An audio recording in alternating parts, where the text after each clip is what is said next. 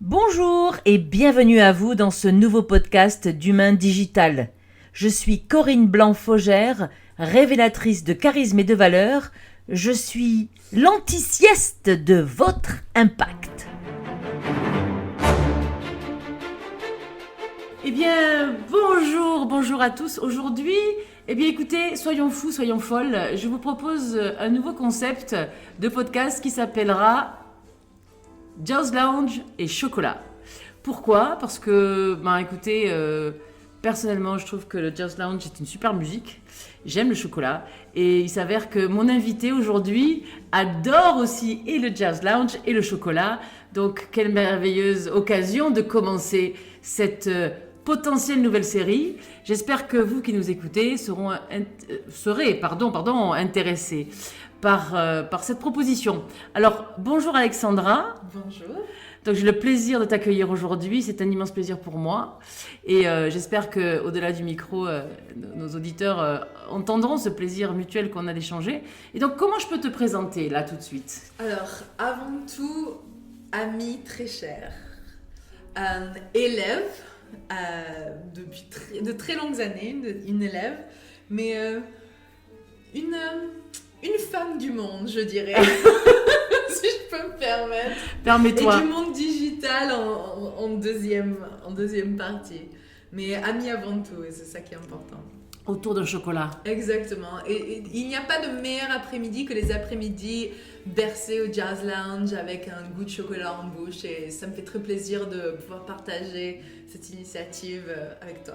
Surtout quand on échange des idées intéressantes qui, le but, nous font grandir en fait mutuellement, quoi. Absolument. Donc l'idée c'est d'être dans un peu un état conversationnel tous ensemble et si vous avez aussi vous des idées, des questions, etc., vous savez que vous pouvez les déposer sur cet espace de podcast. Donc sentez-vous libre aussi de proposer des sujets, des thèmes, pourquoi pas des questionnements aussi sur lesquels vous auriez envie prochainement que moi ou mes potentiels invités futurs développions des idées ou des concepts ou des réponses, même des techniques, enfin bref, tout ce que vous voulez.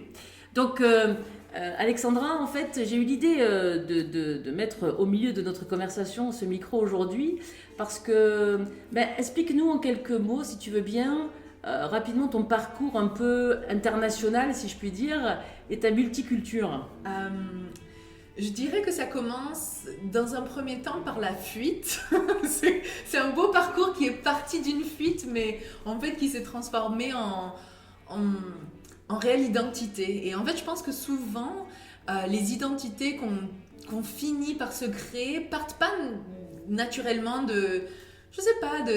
d'idées prédéfinies ou de stratégies. C'est vraiment, des fois, ça part sur des instincts. Et moi, c'est un instinct de fuite, de partir mon environnement franco-français et de partir, franchement, le plus loin possible et de me découvrir au fur et à mesure. Et c'est vraiment ça qui s'est passé, quoi, à tous les niveaux, au niveau personnel, linguistique, professionnel, en partant d'abord pour l'Amérique latine, et ensuite par l'Angleterre, les États-Unis, la Nouvelle-Zélande. Un petit tour en Italie aussi. Voilà, un peu partout. Au passage. On est au Brésil, ouais, et au fur et à mesure, voilà, quelques langues, mais sans vraiment être particulièrement prédestiné à ça, mais vraiment suivant l'instinct et qu'est-ce qui semblait juste et réel et nécessaire à chaque étape, sans avoir peur particulièrement, de ne pas être chez soi, le soi de base. Oui, et si je peux aussi amener une précision, parce que pour toi c'est évident, tu ne ressens pas forcément le besoin de le préciser, mais cette histoire quand même est au départ que tu as une double culture en fait. Tu as ta langue maternelle et l'anglais en fait. Exactement. Même si toi tu es né en France. Ouais. Avoir grandi vraiment avec cette idée de multiculturalisme que beaucoup de personnes en France vivent. On idéalise souvent les doubles nationalités européennes ou européennes-américaines, mais la très grande majorité de la France ont des origines espagnoles, portugaises, maghrébines, et beaucoup de personnes grandissent avec des doubles nationalités. En l'occurrence, la mienne, c'était France et Angleterre, et donc du coup, c'était naturel d'être autour d'autres cultures et de vouloir explorer d'autres cultures. Oui. Depuis très jeune. Et te connaissant depuis très longtemps, je peux pas spontanément te laisser dire que tous ces voyages ont été qu'une histoire de fuite, parce que quand même, tu as alors sublimé comme on dit en psychanalyse, mais tu as vraiment à chaque fois, dans chaque pays où tu es allé, tu as travaillé, tu t'es complètement immergé dans la culture, tu as développé des postes et même des promotions dans des entreprises, jusqu'à même potentiellement devenir une chef d'agence aux États-Unis, à New York, et finalement... Tu vois, c'est pas qu'une histoire de fuite, parce que ceux qui te connaissent pas, ils doivent se dire, bon, ben finalement, ça n'a aucun intérêt, pourquoi on l'écoute elle? Mais parce que finalement, l'idée, c'est, ok, quel sens? C'est ça, le sens qu'on donne aux choses et qui nous arrive certes, mais aussi qu'on va chercher, quoi. Donc peut-être si l'impulsion au départ, c'était de sortir de ce pays-là, parce qu'il y a un truc, comme on dit en anglais, fed up, quoi, j'en peux plus, quoi. Il y a un truc qui... ça va pas, mais tu t'es pas contenté de fuir, quoi. C'est ça qui me serait intéressant de préciser. Et aussi, dans un deuxième temps, je le dis pour que les auditeurs sachent aussi un peu de ce qui les attend auprès de ce micro, c'est ta connaissance aussi de la culture américaine et cet élan que j'avais tout à l'heure, juste avant qu'on prenne le micro, de te demander, mais finalement, c'est quoi la réalité oratoire des Américains? Parce que là, on est vraiment dans ma partie et on est tous pleins de clichés, quoi. Et toi qui as vécu ça, tu commençais à me dire des trucs qui me paraissaient très, très intéressants.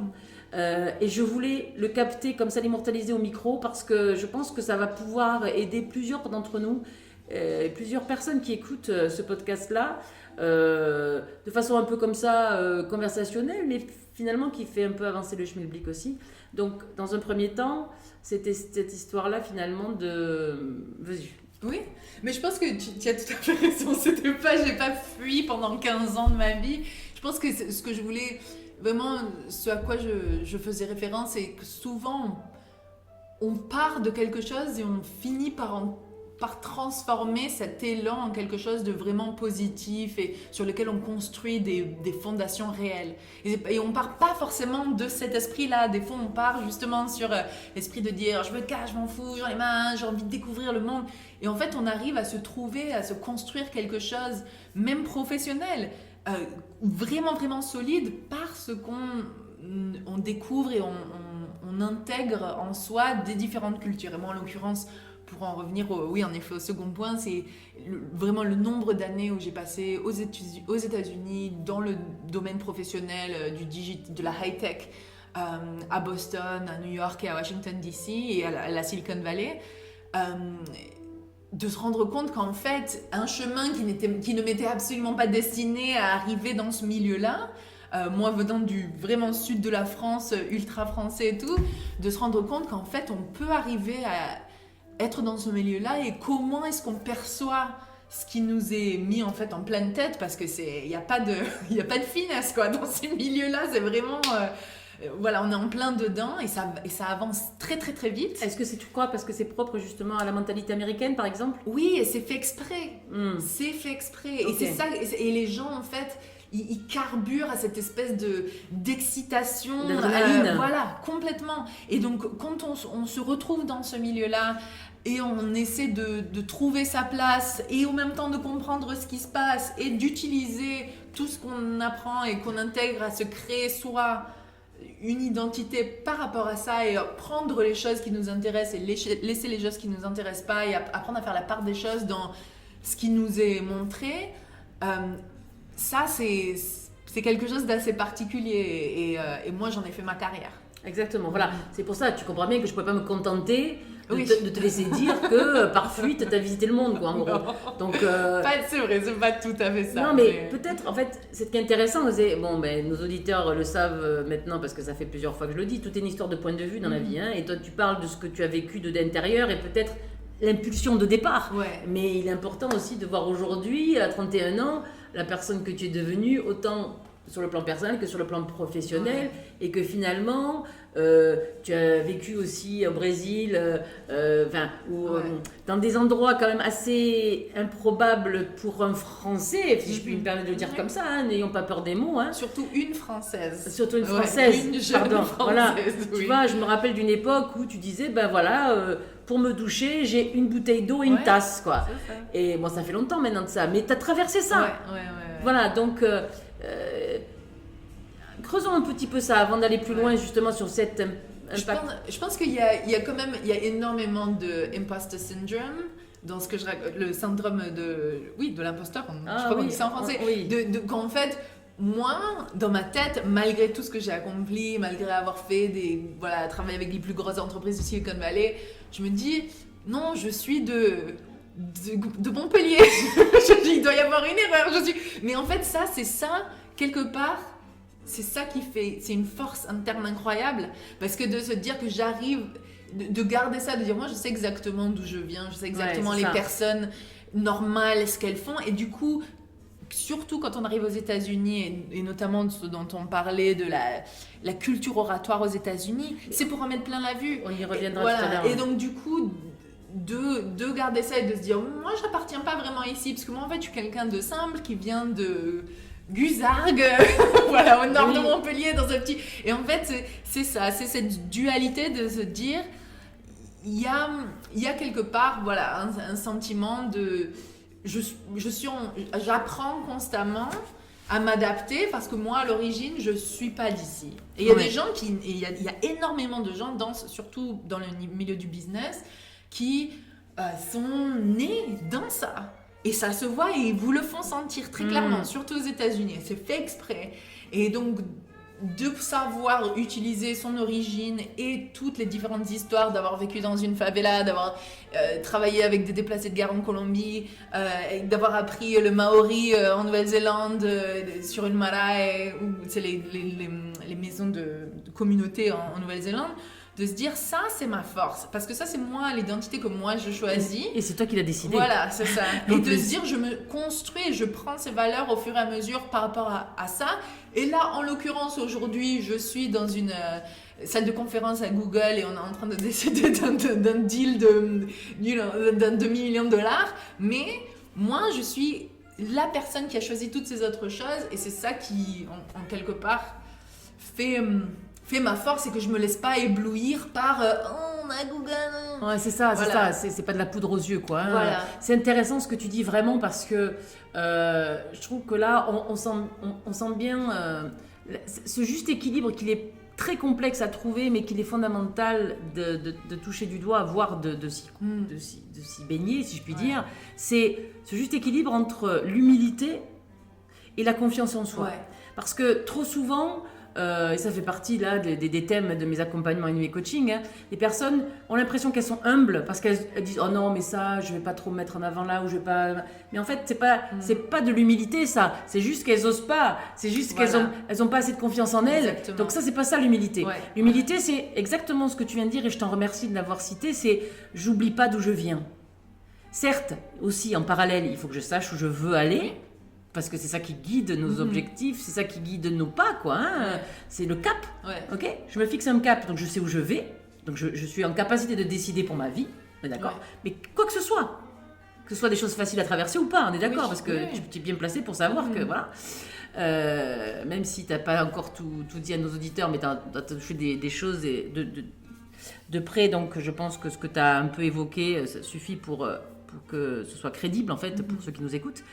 Mais je crois que c'est super important, ça, de ne pas oublier d'où on vient. Et d'ailleurs, il y a un proverbe maghrébin qui dit si tu sais pas où tu vas, regarde d'où tu viens. Alors, c'est intéressant parce que je pense que c'est à prendre au premier degré au départ, c'est-à-dire dans le désert, tu sais, quand tu marches, tu as les traces.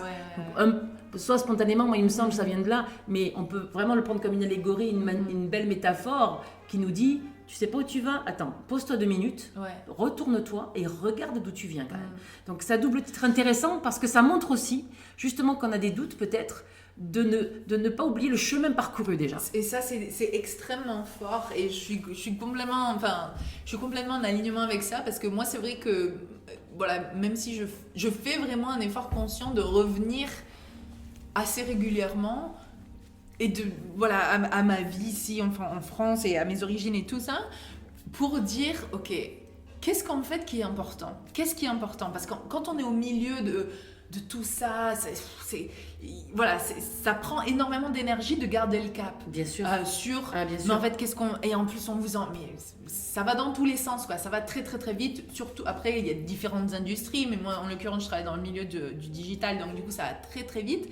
Et de se dire, en fait, mais qu'est-ce qui est important pour moi? Et qu'est-ce que je veux vraiment au milieu de tout ça? Bien sûr. Et en fait, c'est là où la simplicité, en fait, en ressort, quelque part. De se dire, en fait, non, c'est pas aussi compliqué que... En fait, c'est très simple. Moi, je veux ça.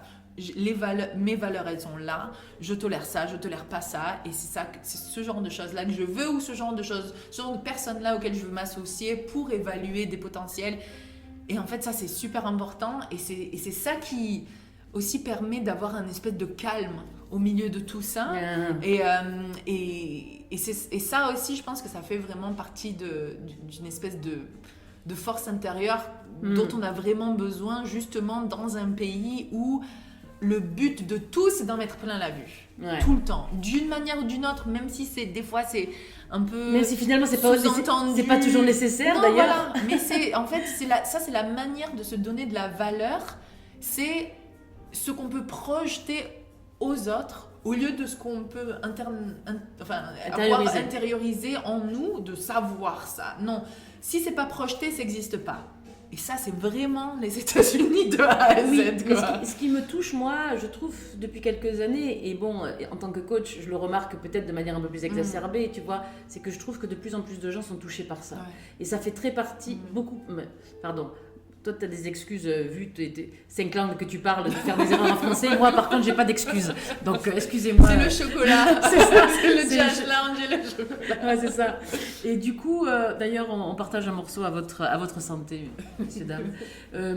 Et du coup, cette idée de ça, l'importance qu'on accorde au regard de l'autre, finalement. Ouais.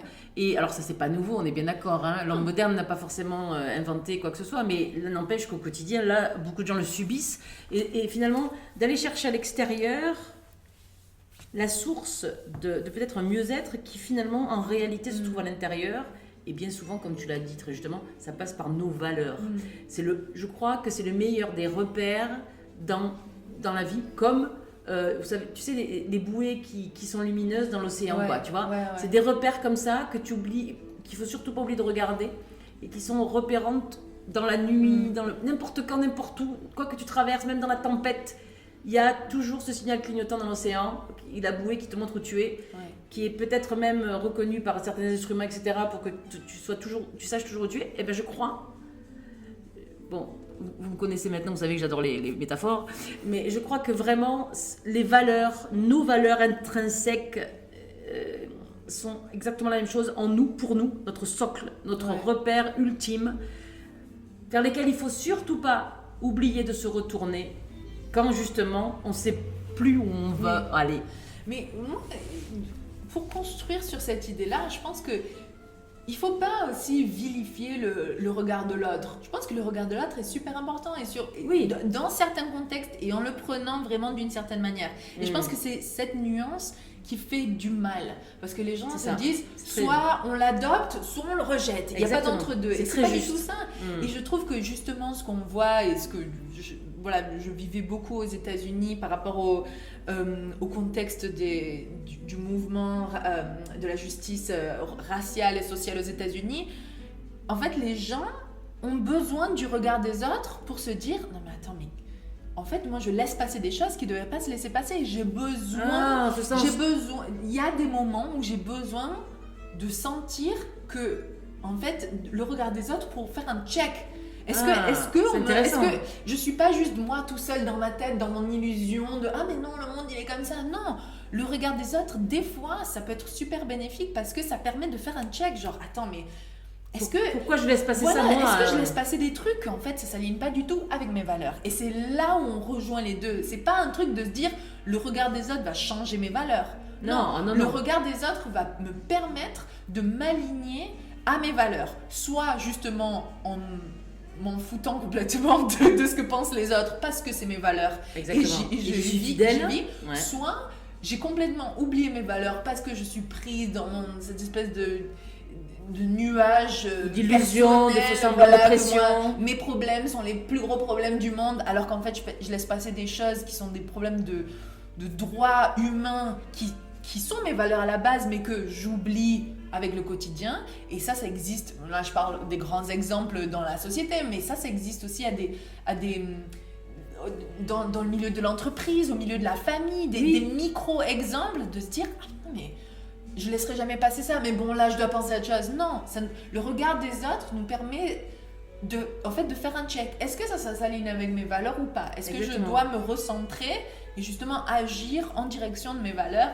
Et donc, c'est pour ça que j'ai tendance à ne pas vouloir... C'est super facile de vilifier ça si on prend que certains exemples qui, en fait... sont limitants. Soumettent, voilà. Oui, exactement, tu as raison. Le regard, mais en fait, il y a une dualité. Ouais. Tu as raison de le préciser parce que le regard de l'autre n'est pas forcément toujours négatif, mais c'est bien souvent un prétexte qu'on utilise pour se mettre une espèce de pression ou quoi. Mais là, il est important effectivement de revenir à soi et à ce repère de valeurs. Mais tu parlais tout à l'heure de Silicon Valley, l'ambiance, la pression, les challenges qui sont ambiants et les compétitions ambiantes. Et ça aussi, on est très fort en général pour se servir du regard de l'autre, pour se mettre une pression de dingue soi-même. Ouais. Tu vois? Ouais. Des compétitions qui n'existent pas. C'est ça. En fait, on les invente et on se dit non, ça c'est ce qui va faire ou détruire ma carrière, ma famille, ma confiance en moi, nanana. Et en fait, ça c'est n'importe quoi. Vraiment, tout le monde s'en fiche. Et ça, c'est vraiment exacerbé là-bas parce que ça marche à ça énormément. Il y a très peu, et on en parle souvent de toutes ces entreprises qui sont des bulles qui n'ont aucune valeur réelle, mais qui sont évaluées à des millions et des millions de dollars, mais en fait qui font absolument rien. Et c'est juste pour être perçu d'une certaine manière, pour ensuite être vendu à un tel prix. En fait, c'est vraiment le modèle capitalisme total. Et ça, je trouve que ça passe par là aussi. C'est ce type de compétition qui en fait ne crée aucune valeur. Parce qu'il y a des compétitions qui sont super saines. On est d'accord. Ouais. Ah, c'est vrai. Tu as raison aussi de le préciser, ça, effectivement. Mais c'est celles qui sont stériles, en fait. Et voire chaotiques. Et toxiques, même. Qui sont...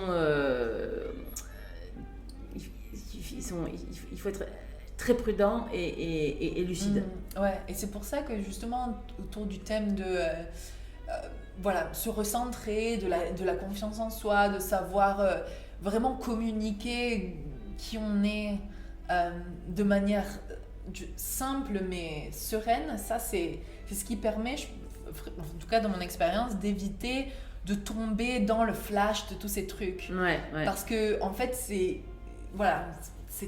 y a beaucoup de vide en fait dans tout ce genre de choses et quand le plus proche on est de ses valeurs et de son centre, le moins vide on est. Et ce qui est fou, c'est que malgré surtout aux États-Unis qu'ils adorent tout le flash, là, t'arrives dans une voiture avec tout ça, mais en fait, ce qui les impressionne le plus, c'est de savoir que tu es né dans un village où ils font du vin dans le village, mais des trucs les plus simples du monde.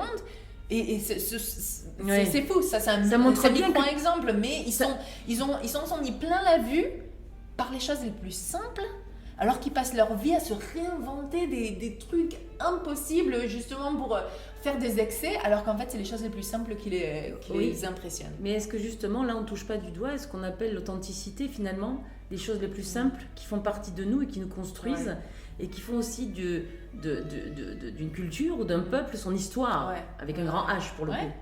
Parce qu'aux États-Unis on sait que c'est un regroupement de plusieurs civilisation, il n'y a pas vraiment d'histoire au sens comme en France ou des choses comme ça, tu vois. Oui, mais... je sais pas, j'extrapole peut-être, mais... Je pense que, honnêtement, ayant habité en Nouvelle-Zélande pendant très longtemps, un pays qui n'a que 400 ans, malgré une histoire maori qui est beaucoup plus riche, etc., il y a quand même, n'importe où il y a de l'histoire, donc moi je préfère ne pas particulièrement... Bien sûr, ça en met plein les yeux quand il y a des châteaux du Moyen-Âge et qu'ils n'en ont pas. Ok, mais de même que nous, ça nous en met plein les yeux quand on va au Grand Canyon et on n'en a pas. Ah, bien sûr. Ou qu'on va dans des petits villages où ils cherchaient l'or alors que nous, on n'en a pas. Donc, c'est ce qui est différent qui nous attire plus que l'histoire dans mon intérêt. Mais je pense qu'en fait, ils ont tellement perdu de vue qu'est-ce que l'authenticité, que c'est ça qui les impressionne. Oui, j'ai l'impression de ça aussi, ouais. Et justement, en fait, fabriquer du vin, c'est extraordinaire, si tu regardes Ça bien. ne s'invente pas, il n'y a pas de flash. Hein. Non, il n'y a pas de flash. Il n'y a qu'une manière de Tu faire. cultives du raisin, tu laisses pousser à maturité, tu le fais fermenter, il y a tout un savoir-faire. D'ailleurs, ils nous ont acheté des vignes, des cépages, etc., pour, notamment en Californie, pour des cépages bordelais, mais pas que. Donc, il y a une recherche, en fait, de quelque chose aussi de plus quoi d'ailleurs, comment je pourrais dire ça, de plus profond que ce côté superficiel. Et justement, j'aimerais bien se servir de ce sujet-là comme transition, parce que je reviens à cette histoire de pourquoi d'un coup j'ai pris le micro pour qu'on s'enregistre toutes les deux. C'est parce que justement, je te posais la question. On parlait comme ça, on échangeait sur la facilité oratoire des uns et des autres, et que en France on est un peu coincé par rapport à ça, c'est assez culturel quoi, parce que pour le coup on a souvent été un peu inhibé très tôt là-dedans, donc on garde ces souvenirs qui nous sclérosent un peu. À l'école on s'est moqué de nous, blablabla, bon, tout le monde est passé par là. Et après on oublie souvent de faire une espèce de, tu sais, de mise à jour pour tenir compte de nos ressources d'adultes aujourd'hui. Voilà, mais ça c'est un autre sujet. Mais ce que je te demandais, ce que j'aimerais que tu développes maintenant s'il te plaît, donc du coup devant ce micro, c'est, je t'avais dit, tu me confirmes qu'aux États-Unis en fait on encourage les enfants à parler, à se lever quand ils prennent la parole et les applaudir. Tu m'as dit oui. Et je dis, bon, ça peut expliquer pourquoi ils sont plus à l'aise que nous. Donc, ils prennent confiance. Tu m'as dit oui, mais c'est pas dans un élan de confiance, ou de leur donner confiance, c'est plus dans le culte du show. Donc, j'aimerais bien que tu le redisses et que tu le développes, s'il te plaît. En fait, je pense que nous, quand on parle de confiance, on parle de confiance en soi. Et donc, en fait, confiance en soi, c'est de réaffirmer l'état de soi, qui on est nous, et qu'on devrait avoir confiance et quelque part... et accepter ce qui nous touche. On devrait se sentir fier de qui on est nous et d'exprimer ça. Seulement que eux, c'est pas ça. Et l'américain moyen, je parle vraiment de la classe moyenne, les États-Unis, c'est un énorme pays, il y a plein de déclinaisons différentes, surtout dans les différents groupes ethniques ou d'origine différentes.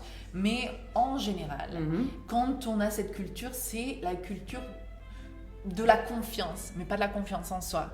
Ils encouragent les gens à avoir confiance, même si c'est dans des trucs qu'ils ne croient pas, qu'ils ne sont pas, qu'ils ne comprennent pas. Et Donald Trump est l'exemple parfait d'absolument tout ça. Il n'est rien de ce qu'il projette, à part un imbécile. Mais c'est ça, c'est tant qu'on a confiance et qu'on peut parler en donnant l'impression aux autres qu'on a confiance et qu'on sait comment parler, ça vaut plus que la partie soi. La partie soi n'importe pas particulièrement, et d'ailleurs on n'encourage absolument pas les gens à développer ça, on leur encourage à être, soit se conformer. Donc très simplement, il faut une certaine manière, il faut aller au prom, donc le bal de fin d'année, des trucs de certaine manière là, il faut se marier, il faut avoir une maison avec un petit portail blanc devant et deux chiens, hein. C'est comme ça. Bon, la classe moyenne, c'est ça. Tu sais, on l'a un peu en France aussi, ce cliché. Oui, mais là, c'est vraiment... Plus ou moins marqué, mais... pour dire, il y a un nouveau culte qui s'est développé de l'annonce du sexe du bébé. Ça s'appelle des gender reveal. Oui. Il y a un énorme feu en Californie qui s'est déclenché par rapport à ça parce que c'est tellement dans l'extravagance de comment je vais montrer aux autres que je suis encore plus créative à la manière dont j'annonce ça. Ceux qui ont fait à Dubaï, par exemple. Ça, ils ont acheté quelques secondes de diffusion à Dubaï sur une tour. Ça leur a coûté $80,000 pour que eux-mêmes, en fait, ils apprennent le sexe de l'enfant. Voilà, c'est ça. Cette manière-là. Eux-mêmes. Et donc, ça, c'est juste un exemple qui dit, en fait, honnêtement, la joie de découvrir quel est le sexe de son enfant. Après, chacun a ses préférences. Oui, bien mais sûr. C'est pas particulièrement en le disant au monde et en le disant avec des feux d'artifice, avec des confettis bleus. C'est pas ça. L'idée, c'est de le savoir. Mais eux, ils sont plus dans la démonstration et de démontrer les choses, et la confiance passe par là. quand on parle de communication que de la partie, la partie soi, de qui ils sont eux. Alors ça, ce qui me vient à l'esprit en t'écoutant, ça me trouble par rapport à tout à l'heure, on parlait du regard de l'autre. Donc ça veut dire que là, on est dans une espèce de version exacerbée de la place qu'on laisse à l'autre dans notre vie finalement. Ouais. Complètement. Et c'est intéressant parce qu'il y a vraiment des déclinaisons régionales aux États-Unis eux-mêmes. Et donc il faut vraiment connaître le pays pour aller assez loin. Mais un exemple, j'habitais à Boston pendant quelques années. Boston, c'est une ville extrêmement universitaire, Harvard, MIT. C'est vraiment le centre, comme si c'était le centre intellectuel des États-Unis un peu. Les gens, quand ils se présentent, n'importe qui, comment tu t'appelles ? Où est-ce que tu es allé à l'école ? Et en fonction de ce dont on répond à ça, là on détermine, direct c'est déterminé comment la personne, s'ils vont vouloir continuer d'avoir une conversation avec toi ou pas. Et je parle même pas de démocrates ou des républicains, de gens très riches, pas riches.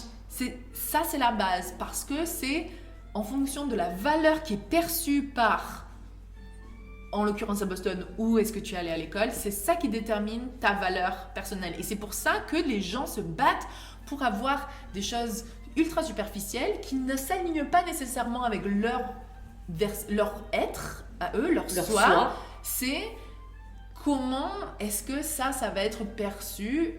Est-ce que j'aurai l'impression d'avoir confiance en moi si je fais tel ou tel sport ? Mais c'est terrible si tu regardes bien. Si on le met par le prisme du soi, mais pas du soi, qu'on soit bien d'accord mesdames et messieurs, pas du soi à l'égocentrisme et le nombril premier, pas du tout, mais le soi, le fait d'être avec un grand E quoi, le savoir-être et l'être et l'acceptation d'être, parce que c'est terrible, ça veut dire que finalement ces personnes-là ne s'acceptent qu'au travers du prisme de l'acceptation de l'autre.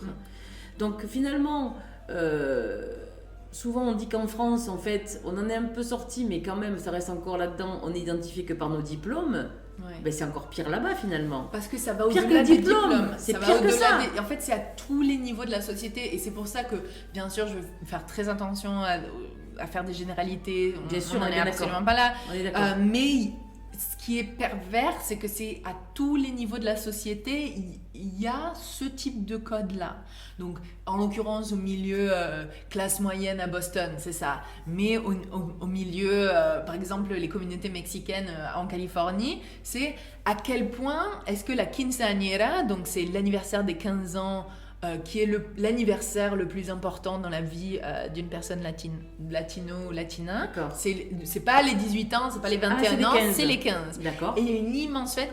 À quel point est-ce que la robe de la quinceañera va être grande, à quel point est-ce qu'il va y avoir d'invités. Il y a des codes à tous les niveaux et c'est ça qui va permettre aux gens d'identifier en fait leurs valeurs. Et tant qu'on peut projeter cette confiance ou cette appartenance, enfin, tant qu'on peut projeter ça, c'est ça qu'on encourage. Donc en fait, on enseigne aux enfants de savoir projeter une version qui puisse être reçue. Après, très généralement, bien sûr, heureusement, il y a plein de gens qui ne s'alignent pas à ça, mais très généralement, c'est ça. Et du coup, ça crée un peu des crises quand les personnes grandissent et qu'elles se rendent compte qu'elles ne se connaissent absolument pas et qu'elles ne savent pas comment être acceptées en société en étant eux-mêmes. Et c'est pour ça qu'il y a une hyper-médicalisation de l'américain moyen qui a pas des crises, mais c'est une crise. Mais si, voilà, est-ce qu'on peut parler de crise identitaire, Alexandra ? Oui. Finalement, je dirais ça quelque part. On est complètement là-dedans. Ça me fait frémir, quoi. Ça me fait frémir parce que, justement, moi qui disais tout à l'heure que trop souvent, je vois dans le quotidien en France des gens qui se font trop attention au regard de l'autre, mais qui sont quand même dans une perception du soi, de ce que comment je peux m'accepter, comment je peux évoluer. Et du coup, c'est terrible parce que finalement, aux États-Unis, c'est encore pire que ça. Alors qu'au départ, j'avais tendance à te poser la question pour te dire, bon, au fait, comment ces Américains aujourd'hui sont capables de faire le show comme ça, quand ils sont à l'aise comme ça en public ? Mais finalement, parce que c'est eux. C'est ça, en fait, finalement. Parce que moi, quand j'accompagne les personnes pour qu'elles soient plus à l'aise en public et pour améliorer leur impact, d'abord, je les réaligne, leur propose de se réaligner avec leurs valeurs, quoi, pour que justement, elles soient dans l'authenticité, dans la sincérité, et qu'elles soient elles-mêmes. Donc, finalement, voilà, on a d'accord, on a tendance à avoir toujours l'impression que l'herbe est plus verte ailleurs. Ouais. Mais finalement, c'est vrai qu'en France, on est quand même un pays merveilleux qui est basé sur des valeurs quand même. Oui, et je pense que aussi la personne française moyenne qui va aux États-Unis peut-être une fois dans sa vie ou 2 ou 3 en vacances on est quand même toujours ébloui par voilà, les stars, ce qu'on perçoit de loin. Et ce qu'on perçoit de loin, c'est qui? C'est les gens qui ont réussi. Et il y a quoi, presque 400 millions de personnes aux États-Unis, on en connaît quoi, une vingtaine, trentaine ou même une centaine. Et c'est les gens qui ont réussi. Et les gens qui ont réussi, c'est les gens qui s'alignent. Après, il y a plein de gens qui sont connus, mais les gens qui réussissent réellement et qui sont un peu intemporels, c'est les gens qui ont l'audacité d'être... L'audace d'être eux-mêmes. C'est ça. Et c'est pour ça qu'ils sont impressionnés par ça. Oui, et finalement, finalement, la réalité, c'est qu'on s'en fout d'être célèbre. Hein, on s'en fout, parce que c'est pas forcément ça qui touche... Eux, ils s'en foutent pas, mais en général, oui. Tu vois, je dis ça parce que c'est important aussi de remettre un peu les pendules à l'heure, si je puis dire. Ce qui est important, c'est de réussir dans la vie, d'avoir la sensation d'avoir réussi. C'est quoi? C'est d'abord à réussir à s'aligner avec soi et savoir qui on est. Il faut essayer des choses, quoi. Il faut se regarder aussi de l'intérieur, hein, au lieu d'essayer de se trouver un miroir à l'extérieur, finalement. Bon, on est d'accord, on peut très bien choisir les miroirs qu'on veut. Oui. Mais comme étant une motivation, en fait. Quelque chose qui va nous pousser, une ambition, une motivation. Et ça, je crois que c'est très important. Aussi, du coup, j'ai envie un peu d'aller vers une sorte de conclusion qui dirait que... Et si on se posait la question de qu'est-ce qui est important pour soi finalement, au lieu de se dire quelle image je donne, ou je sais pas comment dire, qu'est-ce que tu en penses? Je suis d'accord, et qu'est-ce qui est important pour soi, surtout quand on voit à quel point les idées reçues ou le statu quo du quotidien est super éphémère, quoi. Ça peut changer à n'importe quel moment. Ouais. Tout ce qu'on pense, que les codes de la vie, oui, non, mais ça marche que comme ça. Tu sais quoi, ça peut changer à n'importe quel moment. Le seul truc qui est vrai, c'est qui on est nous au milieu de tout ça. Et ce qui est important pour nous, et d'être guidé par ça, on peut pas se tromper, quoi. C'est ça. Et ce que tu dis là, ça me fait penser, tu sais... à l'époque où j'étais actrice et j'ai eu un peu un moment un peu de gloire entre gros guillemets, parce que par humilité j'aime pas trop parler de ça comme ça, mais n'empêche que il y avait une certaine notoriété, quoi, hein, qui faisait que bon voilà, je marchais dans la rue, les gens me donnaient des autographes, etc. Et un jour, et c'est ça aussi qui m'a fait me poser des questions, tu vois, quand une jeune fille de 15-16 ans, elle devait avoir, tu vois, elle me regarde, elle explose en larmes et elle tombe à genoux et me dit mais j'adore ce que vous faites, merci, parce qu'elle était un peu ronde, tu vois, et à l'époque j'étais tu vois, aussi plus ronde que maintenant, et c'était l'idée d'assumer, enfin peu importe à quoi qui tu es, l'essentiel c'est d'accepter qui tu es déjà, si tu veux que les autres t'acceptent, comment tu veux, tu vois, ça passe par là, quoi. Ah, mais j'adore ce que vous faites, je dis écoute, viens, alors je l'ai pris, tu vois, j'ai aidé à se relever, j'ai fait un gros câlin, j'ai dit on se calme. Bon, à l'époque, c'était pas le Covid, hein. Oui. Donc on pouvait faire des câlins aux gens. Et c'était bien avant ma réorientation professionnelle, tu te souviens peut-être. Et je lui ai dit, mais regarde-moi, touche-moi, regarde, tu vois, je suis comme toi en fait. Jamais, plus jamais, si tu dois retenir qu'une seule chose de cette rencontre, c'est que plus jamais tu te mets à genoux devant quelqu'un, quoi. Ouais. Plus jamais. Et commence par voir la beauté qui est en toi, en fait, au lieu de ce que tu trouves beau chez moi, mais c'est parce que c'est chez toi, en fait, d'abord. Tu vois. Et là, tu vois, j'ai pris en pleine poire. Alors, évidemment, c'était le fruit d'un cheminement déjà, c'est pas nouveau, mais qu'est-ce qu'on projette, quoi, à la télé? Qu'est-ce qu'on montre aux gens? Qu'est-ce qu'on fait croire? Tu vois, et ça, c'est pour ça aussi que j'ai voulu faire un pas de côté par rapport à ce monde-là, parce que, justement, par authenticité, besoin de dire, mais c'est pas possible, en fait. Là, c'est le miroir aux alouettes. Ouais. Mais quelque part, enfin, après, juste pour servir comme un contre-argument à ça, je trouve que justement, il y a beaucoup plus de gens isolés qu'on ne le pense. Et même si c'est à travers un système de télé, de faux semblants, ils ont l'impression qu'ils te connaissent, en fait, ils ne te connaissent pas du tout. Ne serait-ce que dans un monde quand on se sent tellement seul, pour X raisons, ça peut être plein de choses différentes, et de se voir validé et inspiré par quelqu'un d'autre, ça c'est important. Et c'est pour ça que moi je milite fortement pour une représentation beaucoup plus variée dans les médias de tout type de gens, racial, ethnique, de taille et toutes sortes de discours aussi, tu vois. Exactement. Pour sortir quand même de ce miroir aux alouettes, c'est important. Voilà, c'est ça. C'est ça, même parce si que les médias en font partie et c'est pas la réalité, c'est quelque chose qui est autour de nous partout. Donc autant le rendre plus divers pour qu'on puisse tous s'y retrouver un peu que pas, quoi. Ouais. Alors peut-être c'est parce que la pédagogie avec un grand P est super importante pour moi. J'en sais rien. C'est une déformation, je sais pas, mais la télé pourrait avoir ce rôle pédagogique finalement éducatif, de montrer de montrer des choses ou expliquer des choses aux gens, tu vois, au lieu de les amener peut-être vers une espèce de, j'allais dire un abrutissement, tu vois. C'est un peu trivial de ma part de dire ça, mais les émissions qui sont potentiellement intéressantes, ou les reportages, documentaires qui sont potentiellement intéressants, qui peuvent faire grandir les gens et les amener vers le haut, pour leur amener justement un peu de réflexion, un pas de côté, etc., passent soit très tard, soit pas beaucoup, soit très peu. Soit, elles y sont, franchement il y en a plein, mais elles sont absolument pas marketées à la proportion des trucs qui en fait te minimisent complètement. Et donc du coup, ou qui abrutissent, je suis d'accord du coup pour ce goût-là. Du coup, c'est tellement l'effort qu'il faut mettre pour aller trouver un contenu qui ne formate pas les gens, que d'une certaine manière, c'est un effort immense que franchement, ça me surprend pas que la moitié des gens ne le fassent pas, c'est normal. Oui. On n'est même pas équipé pour savoir faire ça, et on peut pas blâmer les gens justement pour... non, c'est sûr, c'est une initiative personnelle qui est importante de prendre conscience déjà, mais bien sûr.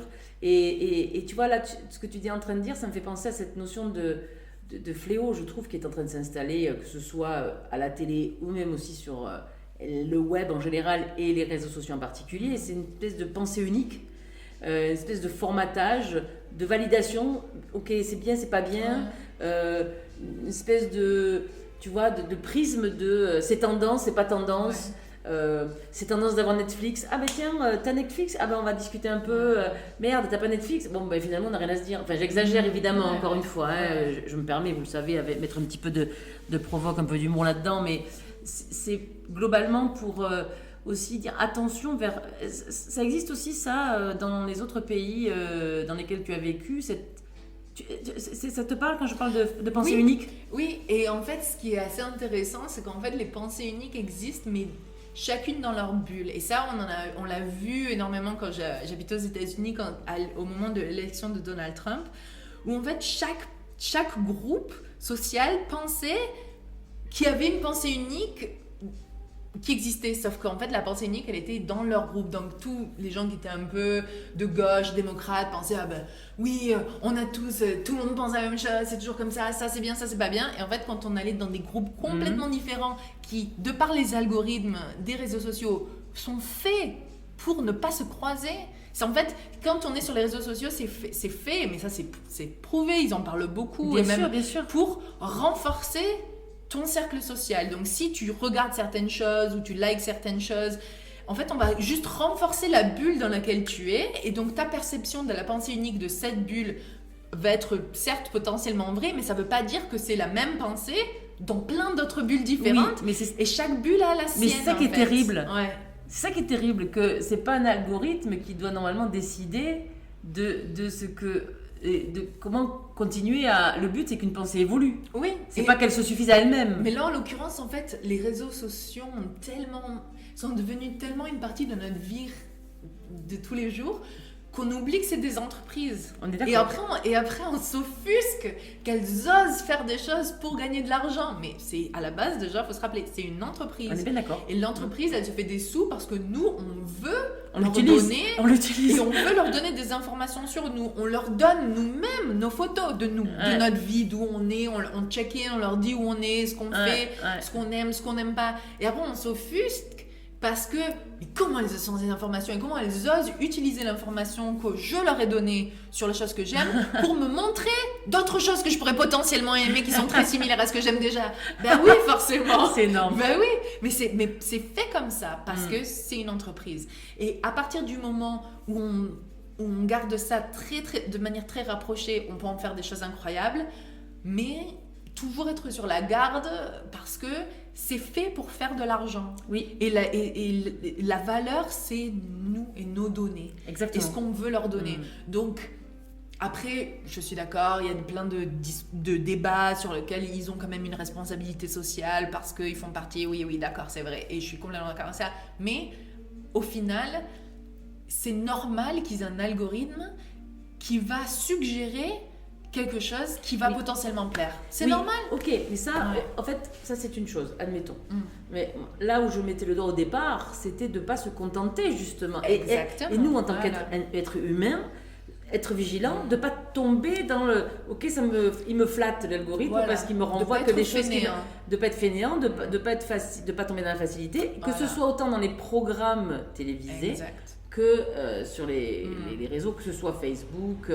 LinkedIn, Twitter, c'est pareil. Instagram, le pire des miroirs aux alouettes, c'est pareil, tu vois. C'est tout pareil. Donc, l'idée, c'est vraiment ça. Restons maître du jeu, que j'aime à dire, mais jeu JE, quoi. Tu vois. Restons maître du jeu JE, sans pour autant être nombrilique ou nombril premier, pas du tout, mais au contraire, être avec un grand E. Tu vois, voilà. Et ça, je crois que c'est important. C'est très intéressant, ces éclairages que tu amènes là. Et le but, c'est de ne pas non plus tomber, évidemment, dans la paranoïa. Ça n'a aucun intérêt, c'est pas ça non plus. On est en contrôle de ce qui se passe. Ouais. On est en contrôle. C'est ça. Après, c'est clair qu'il y a des forces au-delà de ça. Mais franchement, la plupart du temps, on est vraiment en contrôle de ce qu'on reçoit comme information. Il y a des gens qui vivent très bien sur les réseaux sociaux qui ont des vies très épanouies. Il y en a qui aussi utilisent les réseaux sociaux fréquemment et qui s'en sortent très bien aussi. Il y en a qui seront bouffés par ça. Il faut justement, ce qu'on disait au début, et je pense que ça aussi par rapport à une conclusion qu'on pourra en tirer, de se recentrer sur soi et sur ses valeurs et sur où on veut aller et d'où on vient et de ne pas se laisser complètement emporter par tout ça et de garder cette perspective de dire ok, mes valeurs elles sont là, je ne vais pas passer 3 heures sur les réseaux sociaux à regarder le produit que je pourrais potentiellement acheter parce que à quel point est-ce que ça s'aligne avec mes valeurs. C'est ça, ou de regarder la vie des autres et qui vivent leur vie et ou qui l'étalent, peu importe. Mais voilà, qu'est-ce que je fais ou qu'est-ce que je pourrais faire d'autres choses, de plus peut-être qui a plus de sens. Tu vois, moi je crois que j'ai envie de presque utiliser ce mot comme un mot de conclusion. Quel sens je donne à ce que je fais, quel sens je donne à mon quotidien, exactement, à ce que je dis, à ce que je fais et à ma vie, quoi, enfin, avec un grand V. Et voilà, ça part de là, cette question-là. Quel sens j'ai envie de donner à ce qui m'arrive? Voilà, et pour lui donner une juste importance aussi, et à la fois une juste motivation, un élan qui nous pousse plutôt vers l'avant, que plutôt quelque chose qui nous pétrifie et qui nous dit « Putain, je sais plus quoi faire, quoi. » Ouais.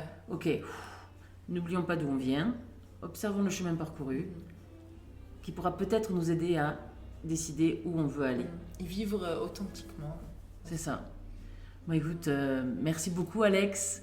Merci j'ai adoré être sur Jazzland et Chocolat, j'espère revenir bientôt. Tu reviens quand tu veux, tu le sais, et puis pourquoi pas, on pourra même se faire des Jazzland et Chocolat en visio à distance. Avec plaisir, et d'entendre ce que les auditeurs en pensent et ce qu'ils ont envie de partager par rapport à ça aussi, ce serait intéressant. Ouais, j'ai hâte aussi de découvrir. Merci beaucoup en tout cas de votre attention et des podcasts pour être avec vous, toujours de façon plus directe. À très bientôt. Au revoir.